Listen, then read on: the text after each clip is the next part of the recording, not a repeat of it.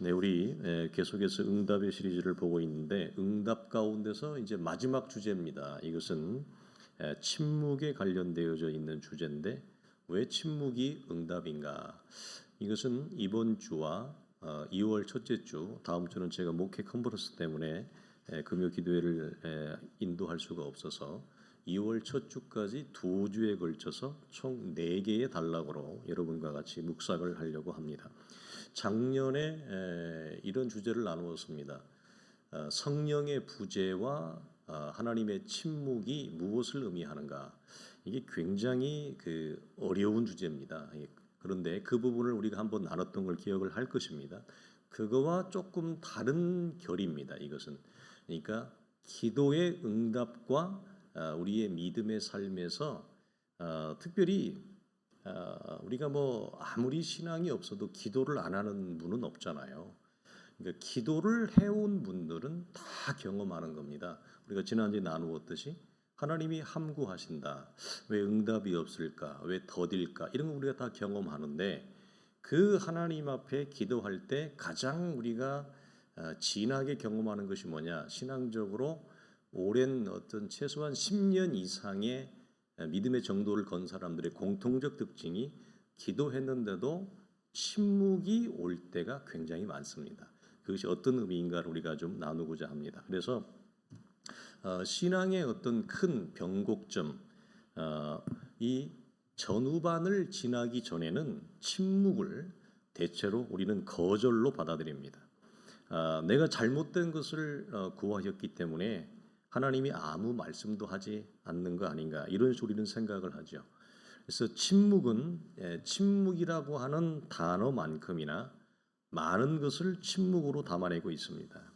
하지만 침묵을 처음 경험할 때는 이처럼 대부분 사람들이 성도들이 오해를 하게 되어집니다. 그래서 첫째로 침묵을 하나님이 나의 기도를 거절하는 것으로 받아들입니다.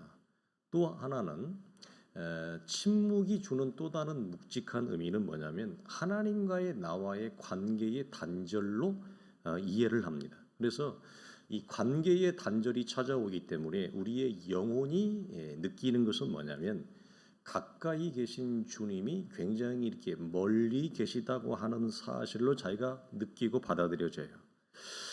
대체로 그래서 영적인 몸살을 앓고 기도를 오래 해온 분들, 특별히 기도가 몸에 배인 분들이 있죠.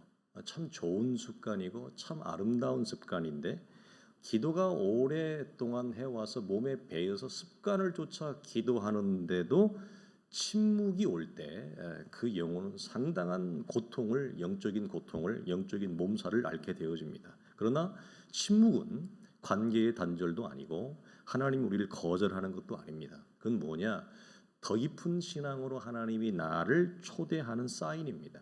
침묵은 굉장히 많은 걸 담고 있는데 영적이고 침묵 안에 선하고 하나님이 우리 영혼을 위해서 굉장히 아름다운 하늘의 신령한 보화와 보석을 가득 담고 있어요. 이 침묵은.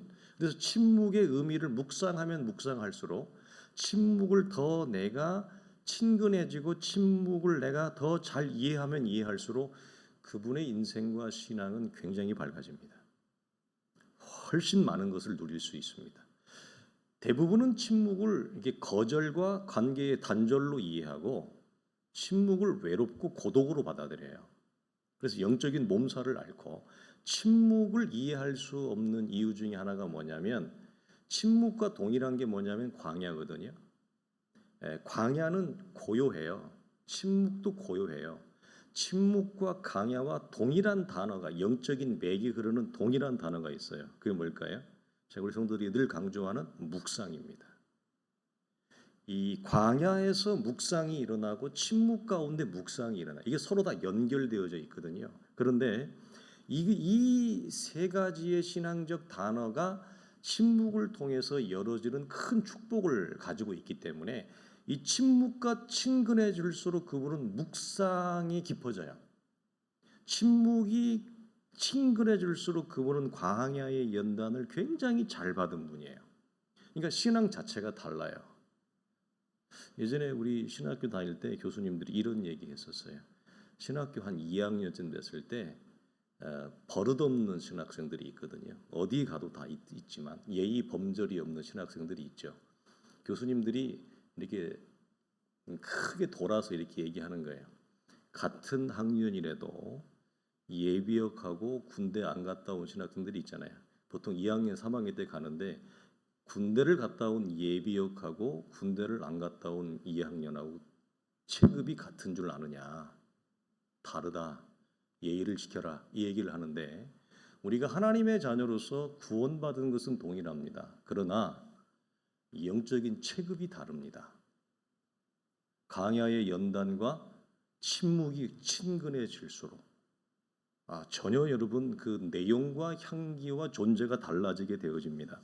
그래서 이렇게 침묵은 더 깊은 신앙으로 하나님이 말할 수 없는 은혜와 복을 담아놓은 선물 보따리예요. 근데 우리는 이것을 사실은 그렇게 받아들이지 못한다는 거죠. 그래서 침묵을 느낄 때 하나님이 멀리 계신다고 생각하지만 가장 가까이에 계십니다. 그러니까 이렇게 표현할 수 있어요. 침묵이 깊은 만큼, 침묵이 큰 만큼 하나님은 나와 매우 밀접하게 하나로 돼 있어요. 그런데 문제는 뭐냐면 나는 어떻게 느껴요? 하나님이 멀리 계시다고 느끼는 거예요. 근데 역설이에요. 반대예요. 도리어 하나님이 멀리 계시다고 느낄 때 하나님이 가장 내 인생의 시기에 동행하고 함께하는 시기예요. 근데 우리는 그것을 거꾸로 감각해요. 거꾸로. 이게 참 아이러니해요. 그래서 우리가 보통 이런 기도 많이 한단 말이에요. 저도 많이 하고.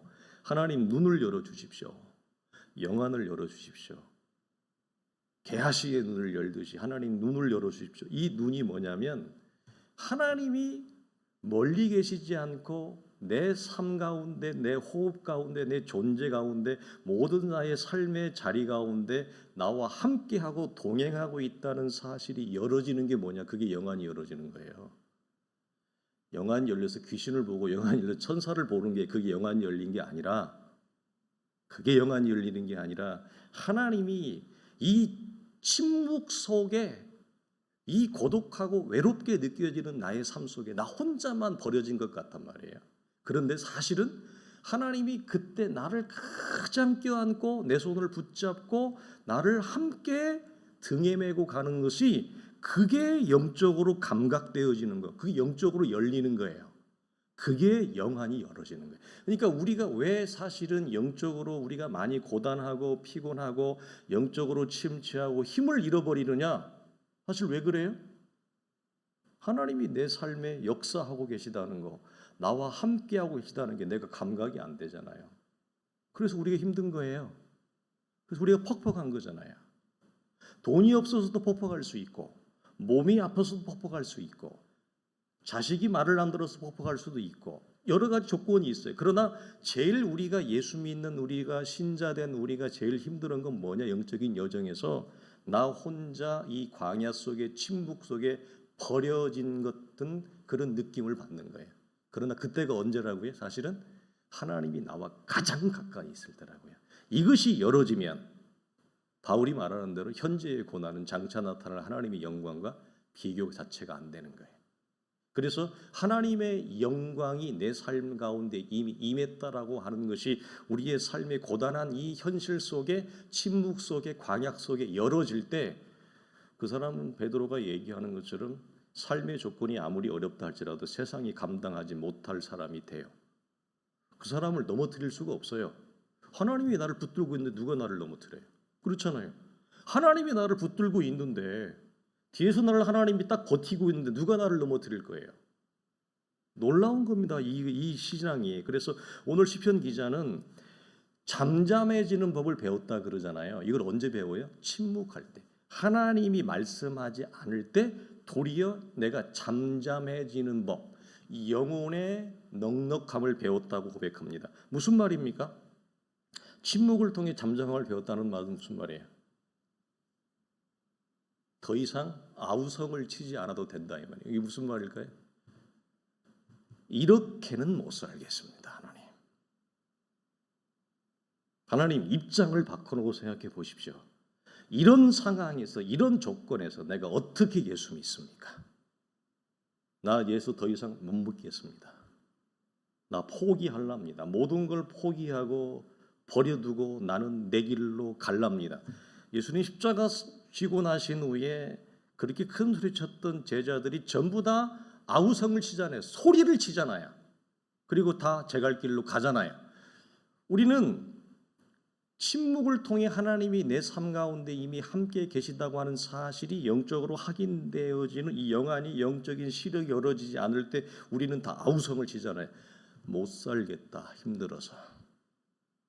어떻게 내가 더 이상 견딘단 말인가? 나는 견딜 힘이 없다. 차라리 이게 더 가면 어떻게? 차라리 좀 하나님 내 생명을 좀 데려가십시오. 더 이상은 안 되겠습니다. 이게 더 이상 소리치지 않아도 되는 그 영적인 능력과 은혜와 힘을 무엇을 통해 배웠다고요? 하나님이 나에게 말씀하지 않을 때. 이 원리가 어디에서 나오냐? 왕상 19장에 위대한 하나님의 사람, 기적 중에 기적을 일으키는 엘리야가 여호와의 세미한 음성을 언제 듣느냐? 산이 갈라지고 불이 임하고 바위가 터질 때, 이런 시끌벅적한 누가 봐도 다 하나님이 임했다라고 하는 이 놀라운 기적적인 현상이 임할 때 여호와의 음성을 들어요? 그때 안 들어요. 그거 다 지나가요. 언제 들어요? 그것들이 다 지나간 이후에 잠잠할 때, 침묵 중에 엘리야의 귀에 여호와의 세미한 음성이 들리는 것과 동일하죠.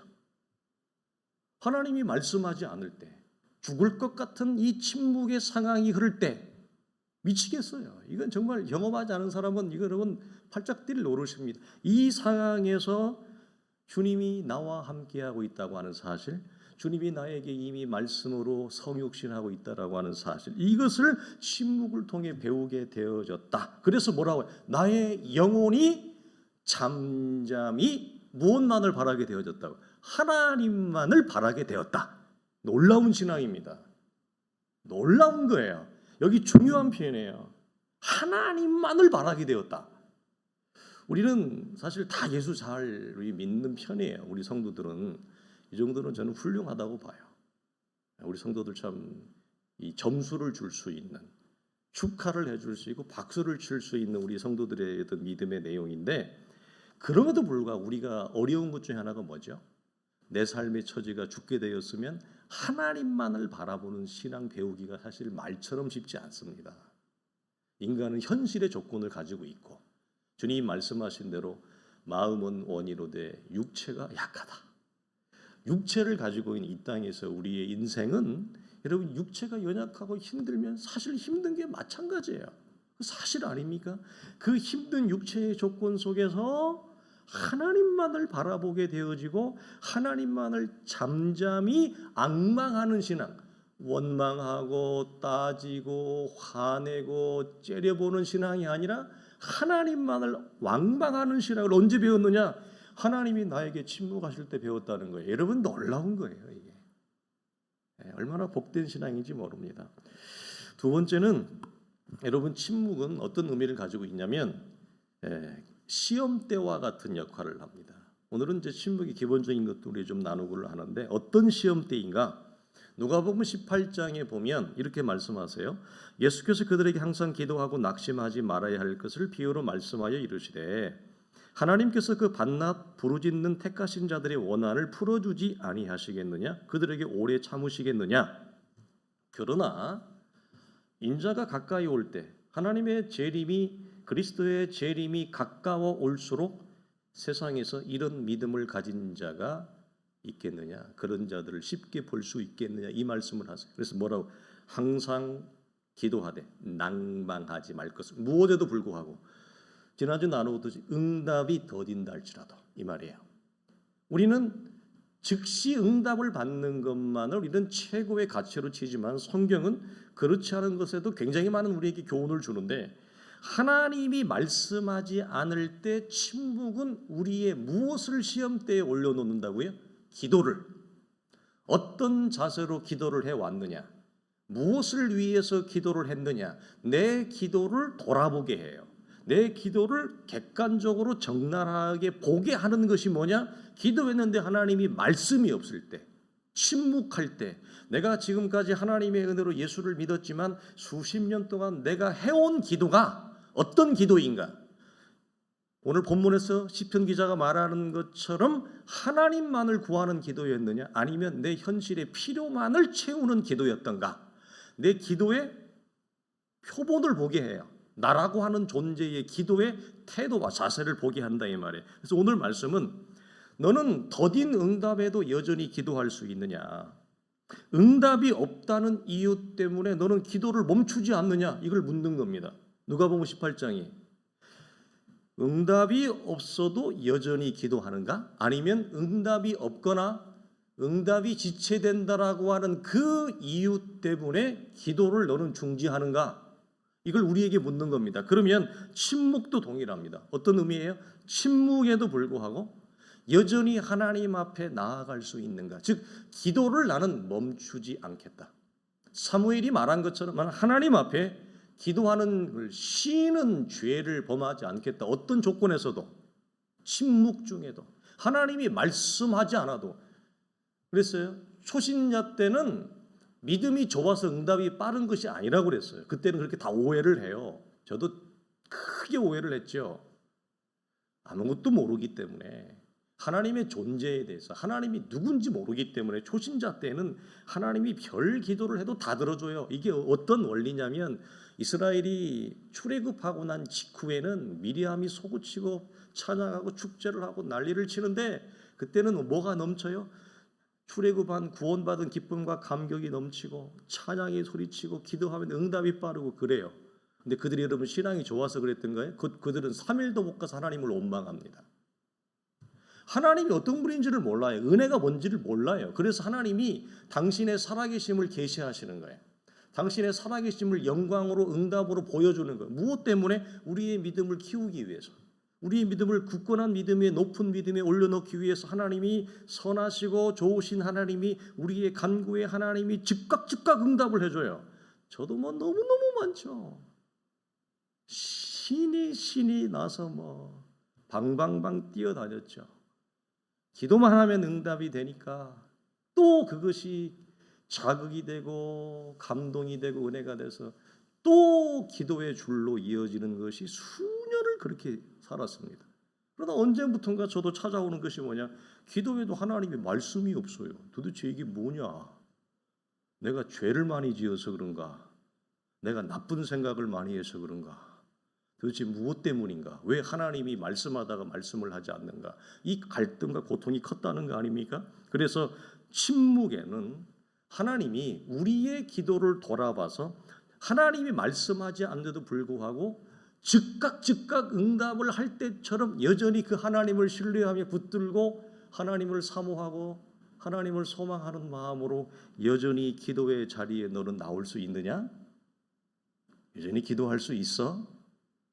내가 옛날처럼 빨리빨리 응답 안 해줘도 너 여전히 나에 대한 마음이 변하지 않냐? 이걸 물어보는 겁니다, 여러분. 참 복된 거죠. 그래서 만약 침묵 앞에서 우리가 기도가 멈춘다면 아마 많이 멈출 겁니다.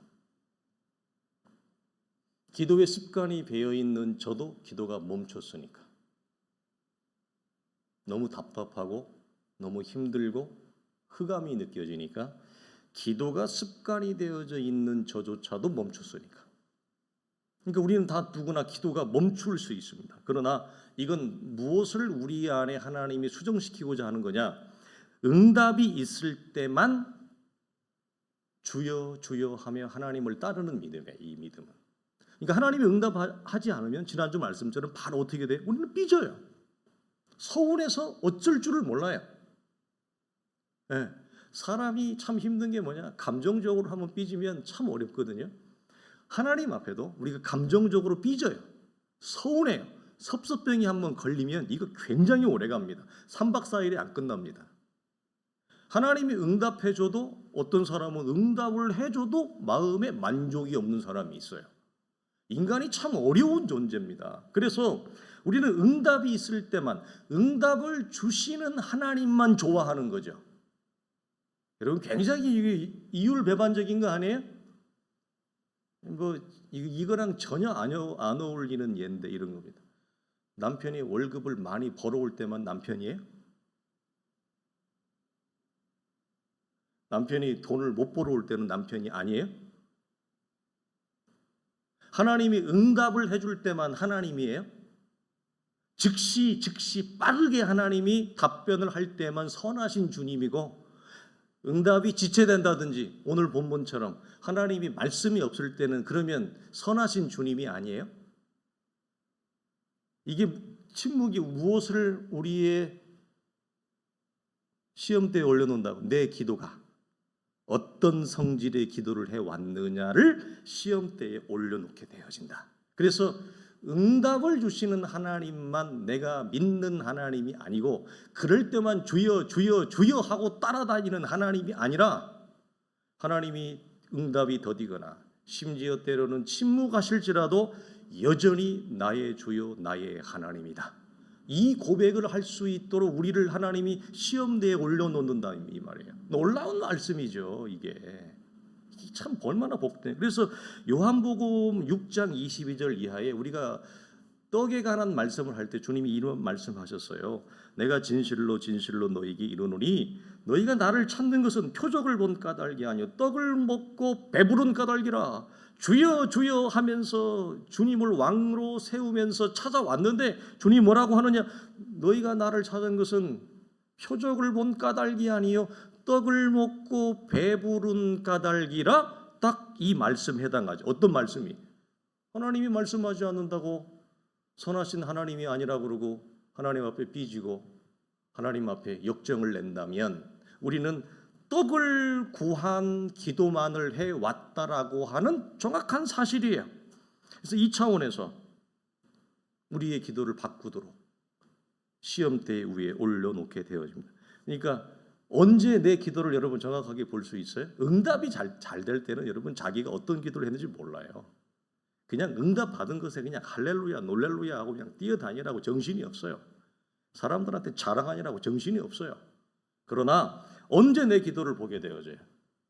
지체되거나 하나님이 침묵하실 때 내가 어떤 기도를 해왔나, 응답만을 붙드는 기도였는가, 이 말이죠. 그래서 침묵은 우리의 기도를 더 깊은 기도로, 더 거룩한 기도로 변화시키는 하나님의 강력한 도구입니다. 침묵이 이런 의미들을 담고 있어요. 침묵은 여러분 꽤 큰 한방을 가지고 있습니다. 그래서 침묵을 지난다, 즉 광야를 지난다는 말입니다. 그러면 이전의 기도와 다른 기도를 하게 됩니다. 침묵을 지나지 않은 기도는 침묵을 지난 신자와 기도의 내용과 기도의 무게와 기도의 문장이 달라집니다. 마치 율법이 몽학 선생이 되어서 우리를 그리스도 앞에 데려다 놓는 역할을 하잖아요. 율법이 그리스도, 우리를 하나님의 아들의 은혜 앞에 데려온 역할을 하는 것처럼 침묵은 우리를 거룩한 하나님 앞에 우리의 기도를 변화시키는 동일한 은혜 앞에 안내하는 역할을 합니다. 그래서 챔버스 목사님 뭐라고 했느냐? 당신이 만약 당신의 인생 가운데 무엇을 경험하고 있다면, 침묵을 경험하고 있다면 이분은 뭐라고 얘기하느냐? 하나님을 찬송하라 그래요. 이해가 안 되죠? 나는 힘들어 죽겠는데 침묵을 경험하고 있다면 하나님을 찬송하래. 왜? 이것이 당신을 향한 하나님의 놀라운 축복이라는 거예요. 이 침묵의 시기를 겪는다는 것은. 그래서 우리가 다음 주에도 나누겠습니다만 침묵을 경험한다는 것은 그분의 신앙이 가벼운 신앙이 아니라는 거예요. 침묵을 겪을 만큼 신앙이 컸다는 거예요. 큰 신앙이라는 얘기예요. 어린아이 신앙은 침묵을 경험하지 않습니다. 하나님이 침묵을 주지 않습니다. 왜? 못 견딥니다. 답답해서 숨을 못 쉽니다. 침묵을 허락하신다, 광야를 허락한다는 말은 역설적으로 무슨 말이라고요? 우리의 믿음이 성장했다는 얘기입니다. 장성했다는 얘기입니다. 무슨 말입니까? 광야를 겪을 만큼의 신앙이 됐다는 얘기예요. 침묵을 견딜 만큼의 신앙의 내력이, 영적인 내공이 있다는 얘기예요. 어린아이는 침묵하지 않습니다. 누가 어린아이한테 여러분 이 광야의 연단을 허락한 어떤 부모가 어린아이한테 광야 속으로 데려갑니까? 장성해야 광야 속으로 데려가는 거예요. 장성해야 침묵 속으로 들어가는 거예요. 그러니까 침묵은 우리가 생각하는 것과 전혀 다른 하나님의 놀라운 일하심이 이 안에 담고 있다라고 하는 겁니다. 그래서 우리 성도들이 아셔야 될 것이 있어요. 출애굽 이후에 광야의 기간이 있었잖아요. 그래서 우리가 이스라엘이 출애굽 이후에 출애굽의 모든 여정, 그리고 가나안에 들어가는 모든 여정은 사실은 이게 각 상징적으로 모든 사건들이 압축돼 있어서 내가 예수 믿고 하나님 앞에 갈 때까지 그 모든 사건들이 내 삶에 그대로 재현됩니다. 이게 성경이 그냥 그렇게 그냥 문자적으로 기록되는 게 아니에요. 출애굽의 역사가 내 개인의 구원의 역사, 개인의 출애굽부터 시작해가지고 미리암이 찬양하고 축제하고 금송아지 사건, 무리바 사건, 엘립의 사건, 70의 종려 사건, 이런 모든 광야의 이 연단과 이 여행의 여정에서 이스라엘이 겪었던 모든 사건은 내 개인의 믿음과 구원의 여정에서 그대로 재현됩니다. 그것들을 우리가 다 하나하나씩 배우게 되고 겪게 되고 넘어가게 돼서 가나안이라고 하는 하나님이 우리에게 약속하신 그 안식과 영원한 상징의 나라 속에 우리가 들어가는 거예요. 그걸 우리가 예수 믿으면 다 겪습니다. 그런 차원에서 기도에도 뭐가 있어요? 광야의 시간이 있다. 그래서 출애굽 직후에 이스라엘은 굉장한 환희와 감격과 하나님이 그들 속에 함께하고 침묵하지 않죠. 미리암이 소고를 치는 이 놀라운 축제의 기간이 있습니다. 그러나 그들이 곧 무엇을 경험하냐면 광야를 경험합니다. 즉 기도에도 이런 광야의 시간, 침묵의 시간이 반드시 찾아옵니다. 특별히 기도를 오래 하셨거나 기도가 깊은 기도를 경험한 분들은 오늘 설교의 내용을 다 이해해요. 기도를 오랫동안 해온 분들, 적어도 하루에 최소한 1시간, 하루에 몇 시간 이상을 꾸준히 오랫동안 믿음의 여정에서 기도해온 분들은 다 겪는 게 뭐냐면 침묵을 다 겪게 돼 있어요. 이 침묵이 뭐냐? 기도에 있어서의 광야의 시간이다라고 하네. 근데 이 시간은 하나님과의 우리의 은혜가 끊기거나 단절된 시간이 절대 아니라고 하는 사실입니다. 그래서 하나님이 나를 더 큰 하나님의 사람으로 더 큰 나를 향한 하나님의 은혜를 담아내기 위한 하나님의 치밀한 준비의 시간이에요. 치밀한 준비의 시간입니다. 그래서 이 광야를 침묵을 어떻게 내가 개인의 인생과 현실에서 이걸 하나님 앞에서 빚어가느냐, 이걸 풀어내고 담아내느냐에 따라 더 크고 더 영광스럽고 더 복된 은혜를 받는 인생, 그리고 그것을 우리의 삶에서 방출하는 인생이 되기도 하고 반대도 있어요. 이 광야와 침묵의 기간을 견디지 못해서 자꾸 오른쪽 왼쪽으로 삐져나가는 분들이 많아요. 이 광야와 침묵을 하나님이 나를 향한 더 큰 믿음과 더 큰 영광, 더 큰 은혜와 복을 주기 위한 치밀한 하나님의 거룩한 시간일 거예요.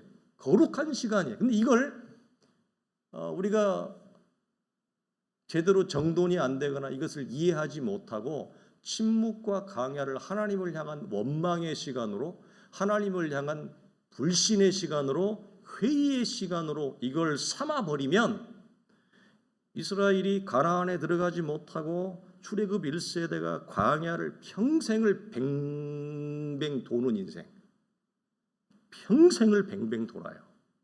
이 뱅뱅 도는 서클에서, 이 사이클에서 벗어나지를 못해요. 실제로 그래요. 실제로 그래요. 그러니까 이 하나님이 나를 침묵 속으로 광야의 연단 속으로 부르는 것에 대한 성경적인 바른 이해와 해석과 정돈을 가지고 이 광야는, 이 침묵은 나를 향한 말할 수 없는 하나님의 큰 축복을 담아내는 시간이구나. 그래서 챔버스 목사님은 당신이 이런 광야의 침묵을 경험하고 있다면 하나님을 찬송하라고 한 것이 바로 이런 이유 때문이었구나 라고 해서 내게 주어진 광야의 연단과 이 침묵의 시간 앞에 하나님이 나에게 도대체 무엇을 세우시고 무엇을 하나님이 나를 통해서 이 땅 가운데 담아내고 성취하려고 하는지, 그것을 하나님한테 실갱이하면서 내 삶을 통해, 내 믿음의 존재를 통해 내가 우뚝 서게 되어지면, 우리가 이런 말해요. 사람들은 고난과 어려움이 찾아오면 어떻게 한다고요? 다 어떻게 하면 이 터널을 빨리 지날까? 어떻게 하면 이 고난을 빨리 통과할까? 어떻게 하면 이 어려움을 빨리 통과할까만 생각해서 무엇을 놓쳐요? 고난을 통해, 광야를 통해, 침묵을 통해 하나님이 나에게 세우려고 하는 하나님의 사람됨의 존재와 그 영광과 영성의 그릇을 다 놓쳐버려요. 통과해도 존재가 세워지지 아니하면 그 사람은 다음에 또 다른 형태의 어려움과 고난을 또 만나요. 왜? 고난을 통해 존재가, 믿음이, 그릇이 준비가 안 되고 크지 않았기 때문에. 어려움이 한 번만 있는 게 아니잖아요. 다른 형태의 어려움이 얼마든지 존재합니다.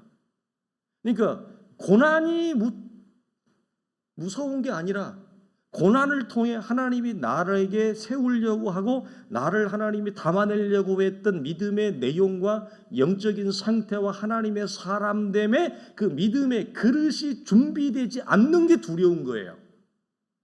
그래서 어떻게 되느냐? 고생은 실컷 했는데, 말할 수 없이 고생을 했는데, 고생만 하고 나를 통해 나타나는 하나님의 생명과 구원의 향기와 예수의 향기가 전혀 없는, 고생만 그저 많이 한 신자가 되는 거예요. 이거 억울하단 말이에요. 너무너무 억울하단 말이에요. 아니, 남들처럼 고생이라도 안 했으면 덜 억울하죠. 덜 힘들었으면 덜 억울하죠. 고생은 고생대로 너무너무 했는데 그 지난한 고생과 강야의 연단을 통해 하나님이 내게 담아내려고 하는 하나님의 찬송이 하나도 안 됐어. 그럼 어떻게 돼요?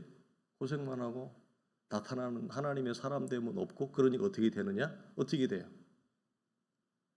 사람이 고생 많이 하면 아름다워집니까? 강팍해집니까? 강팍해집니다. 고생을 많이 했는데 하나님의 사람됨의 향기가 안 납니다. 더 강팍해집니다. 왜? 그럴 수밖에 없어요. 하나님의 사람됨은 놓치고 고생만 많이 했으니까 몸에 굳은 살만 많이 배긴 강팍한 인생, 아무런 영광과 열매를 맺지 못하는 인생이 되어져요. 우리는 그렇기 때문에 성경이 우리에게 안내하는 이 침묵의 기간과 시간 동안 우리는 하나님의 사람됨으로 내 자신을 키우고 우리의 기도를 키우고 내가 어떤 기도를 해왔는지, 그래서 이 하나님의 말씀이 없을 때 하나님만을 바라보는 신앙으로 우리가 삶도록 하기 위한 영적인 몸부림과 싸움을 해나갈 수 있기를 주님의 이름으로 축원합니다.